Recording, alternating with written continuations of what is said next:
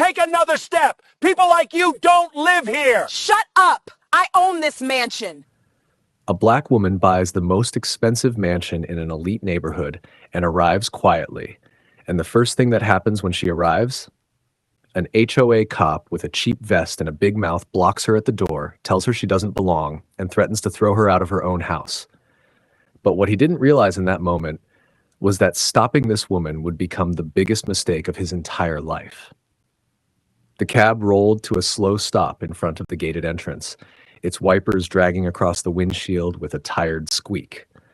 The driver glanced back at the black woman in the back seat, surprised that someone dressed so simply was heading into Hawthorne Ridge Estates, the most expensive neighborhood in the entire county. But she only thanked him, paid her fare, and stepped out into the quiet morning air with 2 heavy suitcases and a small overnight bag slung across her shoulder. The guards at the gate had already been informed. The new owner of the largest mansion on the hill would be arriving today. They assumed she would come in a luxury SUV, maybe a chauffeured Rolls-Royce. Instead, she approached the gate on foot, dragging her own luggage behind her. They checked her name, Camille Harrington, nodded respectfully, and buzzed her in. She walked with calm confidence down the smooth private road, the kind lined with manicured hedges and cameras tucked into stone pillars.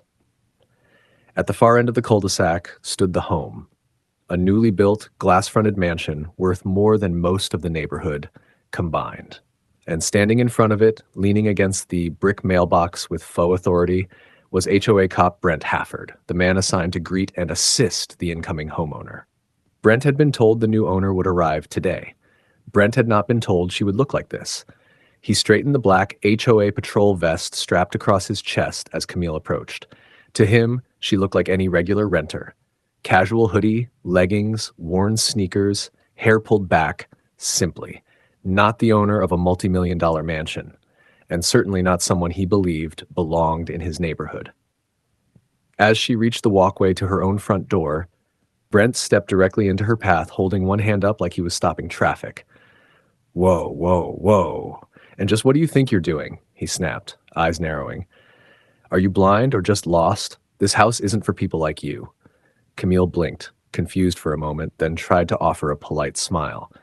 "I'm moving in. This is my—" "Nope," he cut her off. "Not a chance. Stop right there. This is the most expensive property in Hawthorne Ridge Estates. And you," his eyes scanned her up and down with disgust, "are nowhere near the type that belongs here." She inhaled slowly, trying to stay calm. "Sir, I can expel." "Save it," Brent barked. "You're not setting foot in that house. Turn around and leave before this gets ugly." She froze. His voice had changed. "Have you ever walked into a place you rightfully owned, only to be treated like you didn't belong? What would you do if an HOA cop with a fake sense of authority tried to block you from entering your own home?" Before we go further, what city or country are you watching from right now? Drop it in the comments. We love seeing where our viewers are tuning in from. And if you believe racism should be exposed wherever it hides, then smash that like button and subscribe to Story Arc for stories that put bullies in their place. Brent took a threatening step closer, shoulders squared, jaw clenched, acting like he was guarding a government building instead of standing in front of someone's private home. Camille held her ground, her bags at her feet, her calm face the only thing stopping the scene from escalating quicker. "Sir," she began evenly, "you're mistaken. I'm trying to tell you." "I said I don't want to hear anything from you," Brent snapped, jabbing a finger inches from her face. "You think you can stroll in here with cheap luggage and a hoodie and just claim this place? Are you out of your mind?" Camille exhaled softly. She'd seen men like him before, men who mistook prejudice for authority. "I'm not claiming anything. I'm simply trying to enter my home. If you just look at—" Brent barked out a laugh sharp enough to sting the air. "Your home? Really, lady? Don't embarrass yourself. This place is worth more than everything you've touched in your whole life." His eyes went cold. "You're not fooling me.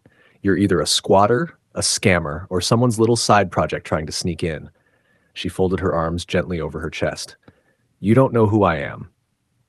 "And I don't care," he shot back. "All I know is you don't belong in this neighborhood.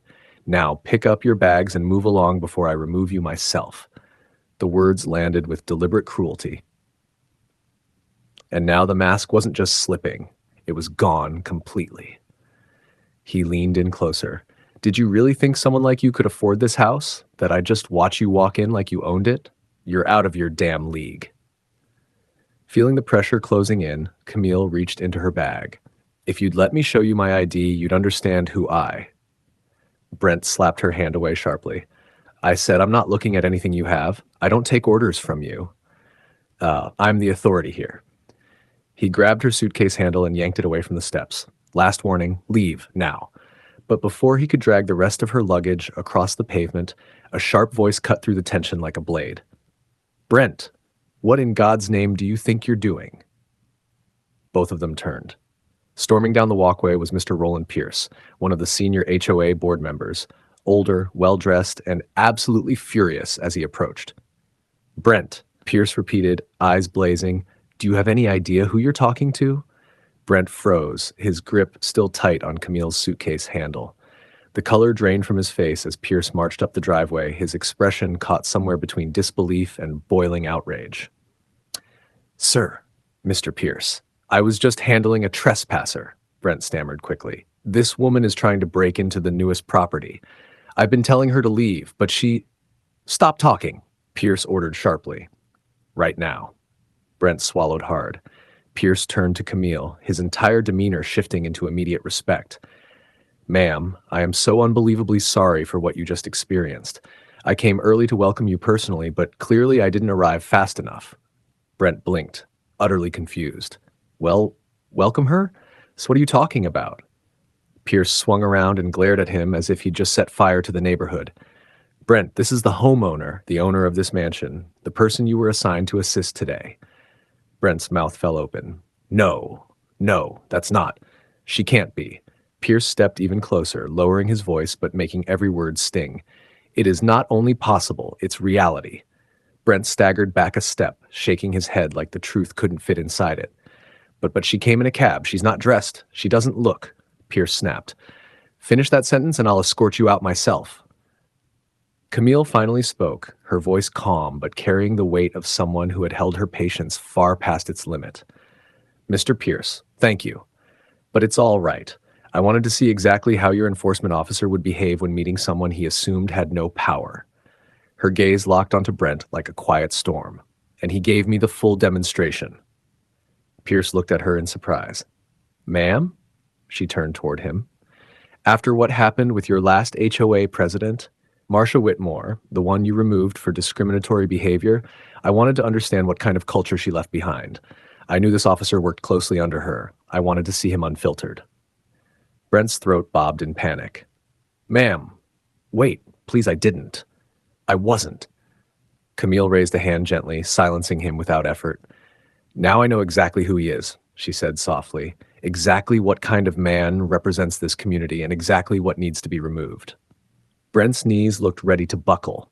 Pierce exhaled slowly, realizing the scale of what was unfolding. Camille faced them both fully.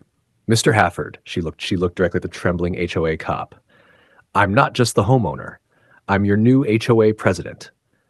Brent's jaw hung open, but no sound came out. His eyes darted between Camille and Mr. Pierce, begging for some version of reality where this wasn't happening. But the truth sat in front of him, solid and immovable. You're the new president, he whispered, voice cracking. Yes, Camille replied calmly. Unanimously elected after the last one was removed for racist misconduct. I bought this home, and the board entrusted me with leading this community forward. She tilted her head slightly. And you've shown me exactly what still needs cleaning. Brent stepped back, palms raised like he was facing down a firing squad. Ma'am, President, please, I swear I didn't mean anything. I thought you were someone who didn't belong, she finished for him.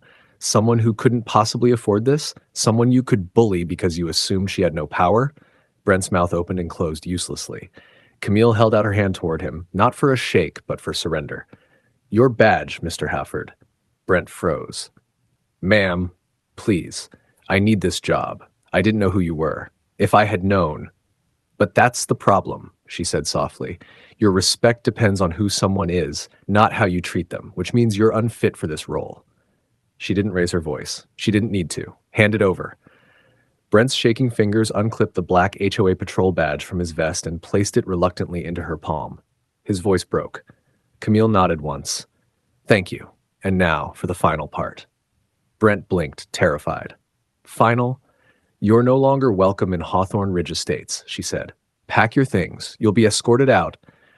You will not step foot into this neighborhood again. Brent's knees nearly gave out. You can't, please. I live 3 streets down. You lived 3 streets down, she corrected. Effective immediately. You are evicted. Pierce stepped behind Brent, guiding him toward the sidewalk like a disgraced guard being walked out of a fortress. Camille picked up her suitcase, walked up her steps, and unlocked the door of her new mansion with quiet confidence. A new era had begun. Justice had moved in, and corruption had been escorted out. If you believe real authority should come from character, not a badge or a loud mouth, then hit that like button. Then smash that like button and subscribe to Story Arc, because standing up to prejudice starts with telling these stories. If you need this version with names swapped, locations changed, CTA edited, or thumbnail text, just tell me.